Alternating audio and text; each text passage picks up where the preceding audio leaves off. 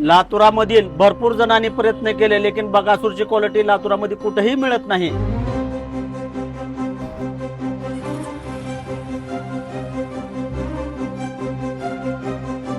आपलं कैलास बेळे या नावानं आपल्याला ओळखतात। माझं नाव शिवा जाधव आहे। माझा गाडा 35 वर्षापासून जुना आहे।